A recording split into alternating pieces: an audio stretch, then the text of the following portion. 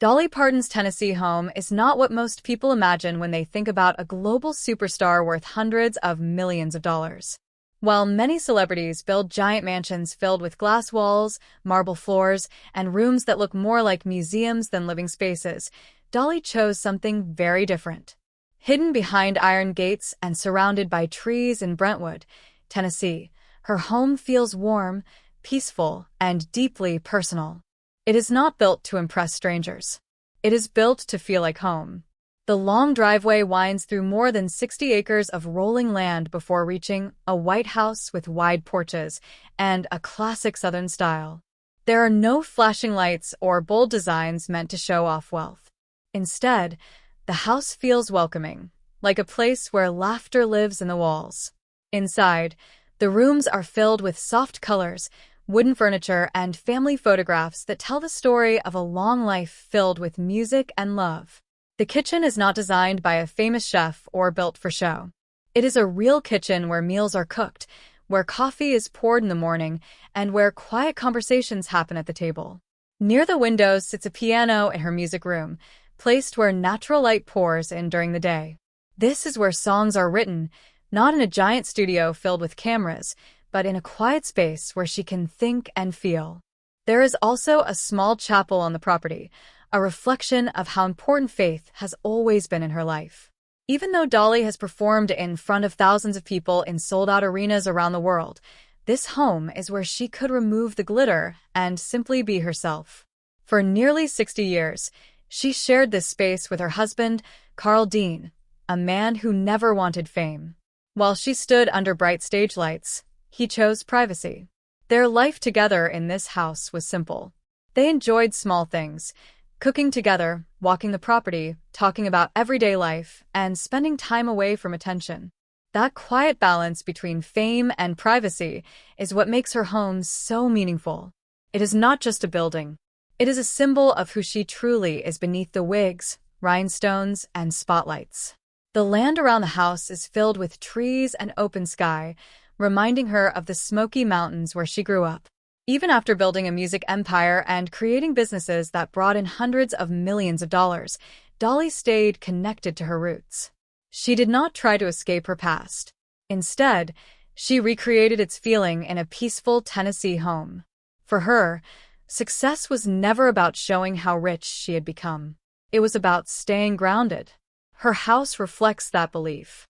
It shows that even someone who reached the very top of the music world can still choose warmth over luxury and privacy over attention.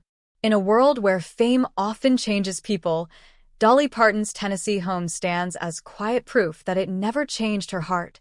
Long before Dolly Parton ever owned 60 acres of peaceful land in Brentwood, she knew what it meant to live with almost nothing. Her story began in a tiny one-room cabin in the Great Smoky Mountains of Tennessee. She was born in January 1946 in Pittman Center, a small rural community surrounded by hills, trees, and winding dirt roads. The cabin where she grew up did not have electricity or running water. The floor was made of rough wood, and sometimes even dirt showed through. There were no bright lights, no soft carpets, and no expensive furniture. Instead, there were 12 children sharing one small space, learning how to live close together and support each other. Her father, Robert Lee Parton, worked hard but earned very little money.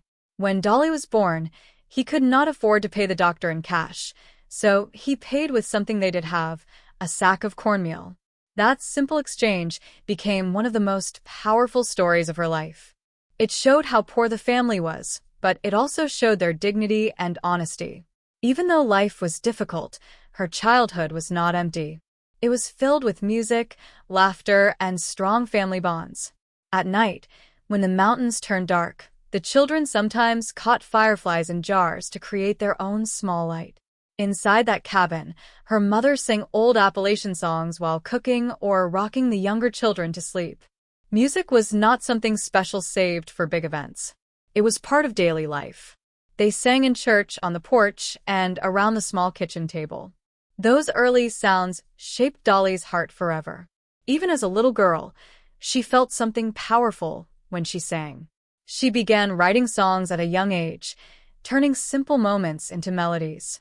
Her first guitar was homemade, built with love rather than money. By the time she was 10 years old, she was already singing on local radio in Knoxville. While many children her age were still playing games, Dolly was already dreaming bigger than the mountains around her. Yet, no matter how far her dreams reached, she never forgot the feeling of that cabin. The poverty did not make her bitter. Instead, it made her grateful. It taught her to value simple things: family, faith, hard work, and kindness. Those lessons followed her into adulthood and later influenced the way she designed her Tennessee home. She did not want cold marble floors or rooms that felt empty. She wanted warmth. She wanted a house that felt alive with memory, the same way her childhood cabin felt alive with song. The mountains where she grew up were not just a place on a map. They were part of her identity. Even after becoming one of the most famous women in the world, selling millions of records and building a business empire worth hundreds of millions of dollars, she carried the spirit of those hills with her. Her Brentwood estate may be much larger than the one-room cabin of her youth, but the heart inside it remains the same. It is still built on love, music, and gratitude. That is why her Tennessee home is not simply a sign of success. It is a bridge between the little girl who sang by firefly light and the woman who would one day light up the world stage. When Dolly Parton finished high school, she did not wait around to see what might happen next. On the very day she graduated, she packed her small suitcase and left the Smoky Mountains for Nashville, Tennessee, the center of country music. She was only 18 years old, but she carried something stronger than fear. She carried belief. Nashville was very different from the quiet hills she had grown up in. The streets were busy, music offices lined Music Row, and young singers walked everywhere hoping to be discovered. Dolly knocked on doors, introduced herself to publishers, and sang her songs for anyone willing to listen. At first, success did not come easily. Some record executives did not understand her voice. Others tried to shape her into something she was not. One label even tried to turn her into a pop singer, thinking her high voice would work better in that style. She recorded songs that did not truly feel like her. But deep inside, she knew her heart belonged to country music, the kind she grew up singing in church and on the porch back home. Instead of giving up, she focused on what she did best, writing songs. She wrote about love, heartbreak, hope, and strong women. Slowly, other artists began recording her songs, and they started climbing the country charts. That was the turning point. People began to see that Dolly was not just a singer with a sweet voice. She was a songwriter with real depth. When she was finally allowed to record country songs that felt true to her spirit, everything changed. Songs like Dumb Blonde and Something Fishy gained attention, and soon she joined Porter Wagoner's television show, which introduced her to a larger audience. For several years, she performed duets and built her name, but she knew she eventually needed to stand on her own. In 1974, she made one of the bravest choices of her career. She left the partnership and released a song she had written called "I Will Always Love You." The song was both a goodbye and a thank you. It showed her strength and independence, and it went to #1 on the country charts. That moment marked the true beginning of her solo career. Soon after, she released powerful songs like Jolene and Love Is Like a Butterfly, which made her a household name across America. Her success grew beyond country music and crossed into pop audiences as well. Concert arenas filled with fans who connected to her honest storytelling. But even as her fame grew, something about her stayed the same. She never forgot the cabin, the mountains, or the simple life she came from. Fame did not erase her roots. Instead, it made her appreciate them more. As money and awards came into her life, she did not rush to buy flashy houses in Hollywood or move far away from Tennessee. Instead, she returned to the state that shaped her. That is why her Brentwood home means so much. It is not just a place where she rests after tours. It represents her decision to stay close to her identity. She could have chosen bright city lights and luxury estates in California or New York. Instead, she chose rolling hills, quiet mornings, and the peaceful air of Tennessee. The same determination that helped her survive the tough early days in Nashville also guided her personal life choices. Success changed her bank account, but it never changed her heart. and that heart always pointed back home. While Dolly Parton's career continued to rise through the 1970s and 1980s, there was one part of her life that remained steady and deeply private: her marriage to Carl Dean. She met Carl in the most ordinary place possible, a laundromat in Nashville, shortly after she moved there at 18. There were no flashing lights, no backstage passes, and no grand introduction. He simply noticed her, spoke to her, and something genuine began. Carl was very different from the music industry world Dolly was stepping into. He was quiet, thoughtful, and had no interest in fame. When they married in May 1966 in a small ceremony in Ringgold, Georgia, only her mother and the preacher were present. There were no reporters, no photographers, and no big celebration. That simple beginning set the tone for their entire marriage. As Dolly's face appeared on magazine covers and television screens across America, Carl chose to remain out of sight. He built his own business, lived a private life, and supported Dolly without ever stepping into the spotlight. In fact, he rarely attended her concerts or public events. Some people even wondered if he truly existed because he avoided cameras so carefully. But Dolly always spoke about him with warmth and humor. She often said that their differences were the secret to their success. She loved glamour and stage lights, while he loved peace and routine. Their Tennessee home became the place where those two worlds met. Inside that White House in Brentwood, Dolly was not a superstar. She was simply a wife. They cooked meals together, watched television, talked about everyday life, and enjoyed the quiet land around them. The house gave them protection from the outside world. Behind the gates and trees, their marriage grew strong without public pressure. They did not have children, but they shared something just as meaningful: deep companionship. Dolly once explained that because they did not have children, they were able to focus on each other and on helping others. Their love story lasted nearly 60 years, which is rare in any world, especially in entertainment. When Carl passed away in March 2025, after decades together, it marked the end of a chapter that had quietly shaped Dolly's entire adult life. Though she has always been strong and positive in public, losing her partner changed the rhythm of her days. The Tennessee home they shared became filled with memories: the kitchen where they laughed, the porch where they talked, the land they walked together. That house is more than property. It holds the story of a love that survived fame, rumors, and the fast-moving music industry. It shows that even someone who stands on world stages can come home to something simple and real. Dolly's choice to live in Tennessee instead of Hollywood was not just about comfort. It was about protecting what mattered most. The quiet life she built with Carl allowed her to balance the noise of fame with the calm of privacy. In many ways, her home reflects her marriage: steady, grounded, and built to last. While the world saw glitter and rhinestones, inside that Brentwood house there was laughter, loyalty, and a love story that remained beautifully out of view.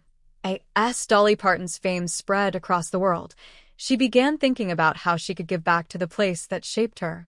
Success had brought her money, awards, and global recognition, but her heart was still tied to the Smoky Mountains of Tennessee. She often said that everything she became started in those hills, so she wanted to create something that would help the people who still lived there.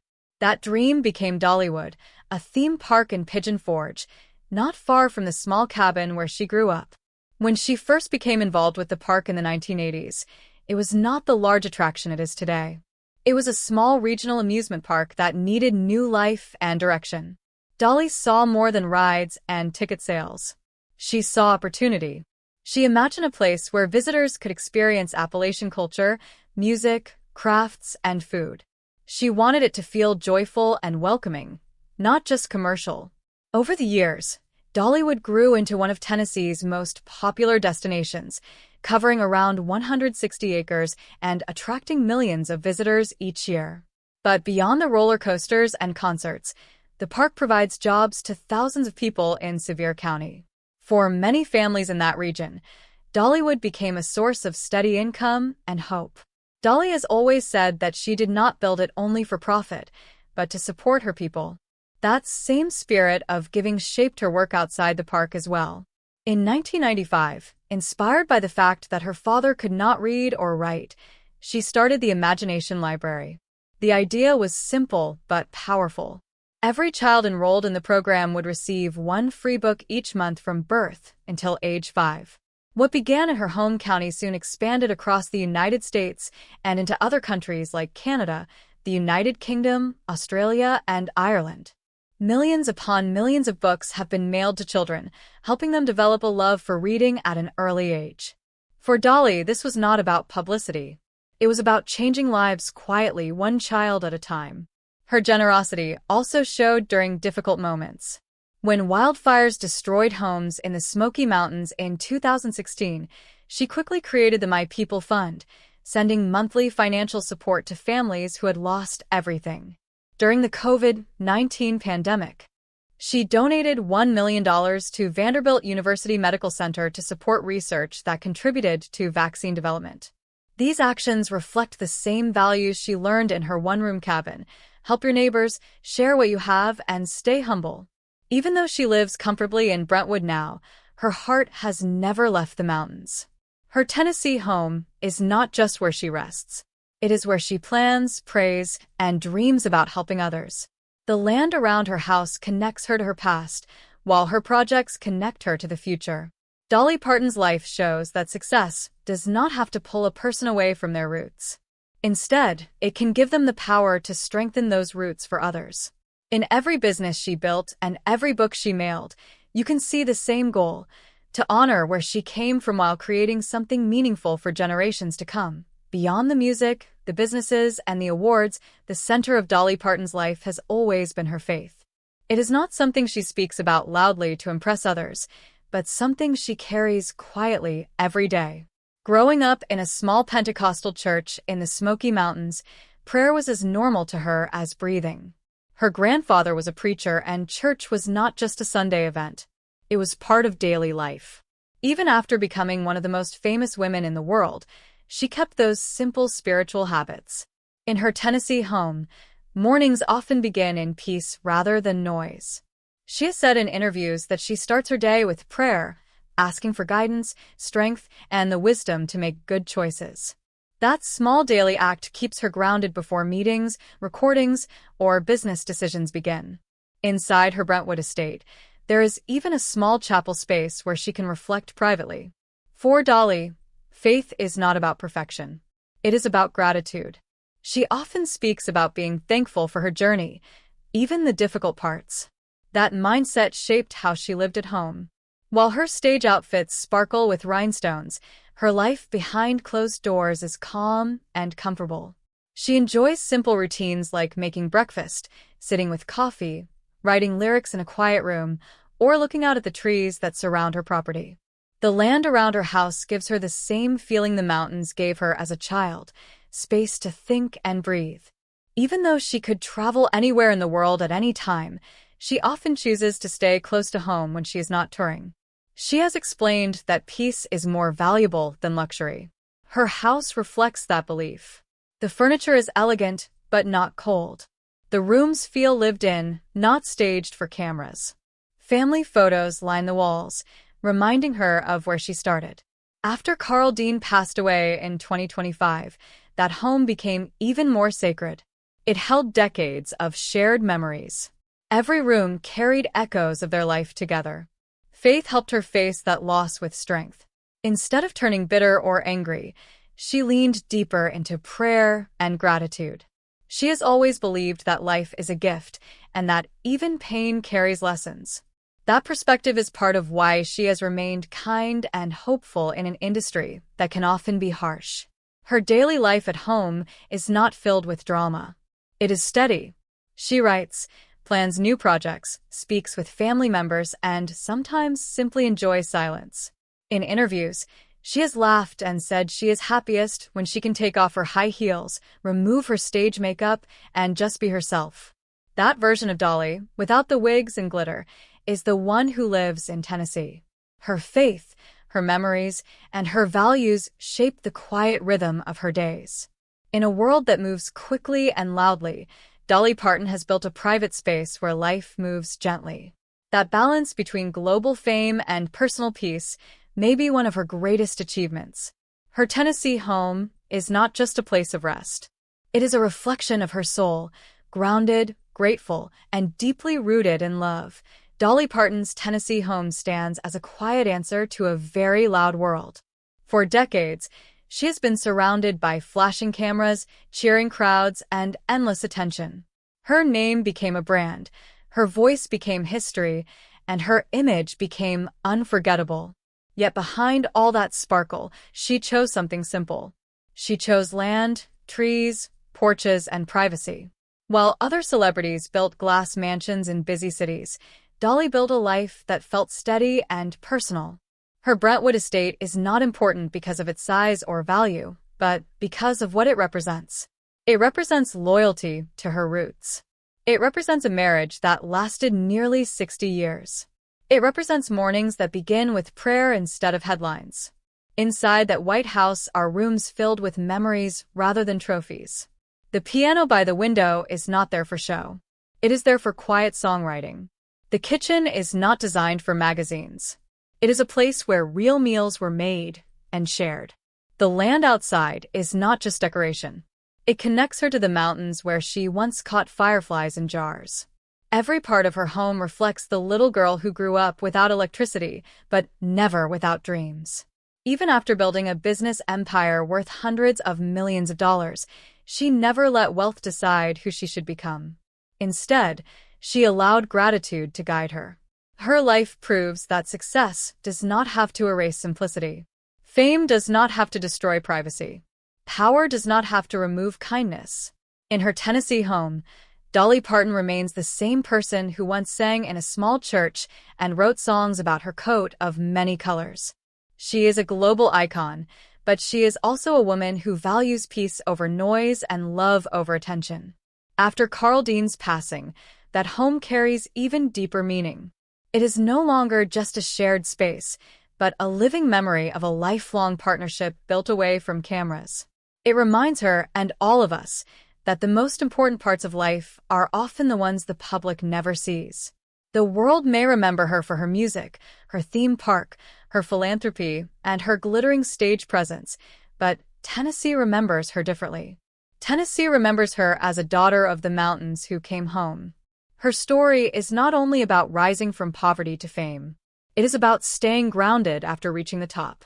In the end, Dolly Parton's greatest achievement may not be a #1 hit or a business success. It may be the life she built quietly behind iron gates, a life of faith, generosity, loyalty, and love. Her Tennessee home is more than a house. It is a symbol. It shows that no matter how far a person travels, they can still return to who they truly are. And in Dolly's case, who she truly is has never changed. Beneath the wigs and rhinestones, beyond the stages and applause, she remains a mountain girl at heart, grateful, strong, and forever connected to the land that first gave her a song. After leaving the Smoky Mountains at 18, Dolly Parton stepped into Nashville with little more than a guitar, a suitcase, and an unshakable belief in herself. The streets of Music City were bigger, louder, and faster than anything she had ever known, and she quickly realized that talent alone was not enough to stand out. She knocked on doors, played in small studios, and attended meetings where executives tried to shape her into someone she was not. Monument Records, her first label, initially wanted her to record pop-style tracks, thinking her bright voice might fit that world better than country. But Dolly knew her heart belonged to the music she had grown up with, the folk songs, the Appalachian ballads, and the gospel hymns that had been with her since childhood. She wrote songs about real life, love, heartbreak, hope, and the struggles she had seen in her family and community. Slowly, her persistence paid off. Artists began recording her songs, and listeners started noticing the emotion and authenticity she carried. Her first country hits, including Dumb Blonde and Something Fishy, climbed the charts, proving that Dolly